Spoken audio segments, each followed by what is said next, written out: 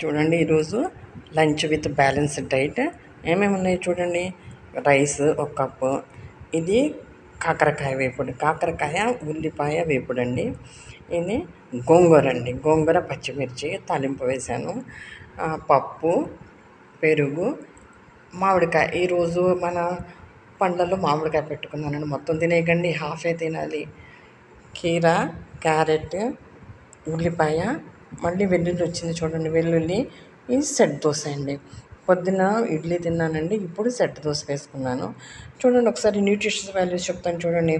గోంగూరలో ఐరన్ ఉంటుంది, కాకరకాయ డయాబెటీస్కి చాలా మంచిది, రైస్లో కార్బోహైడ్రేట్స్ కానీ తక్కువ తీసుకున్నాను కాబట్టి తక్కువ కార్బోహైడ్రేట్స్ ఉంటాయి. పప్పు ప్రోటీను, పెరుగులో కాల్షియము, మామిడికాయ ఎట్లాగో తెలుసు మీకు, మామిడికాయలో కూడా మంచి న్యూట్రియంట్స్ ఉంటాయి.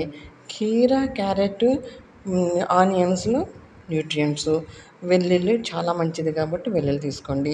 దోశలో ప్రోటీన్స్ ఉంటాయి. ఇదండి ఈరోజు మన లంచ్ విత్ బ్యాలెన్స్డ్ డైట్.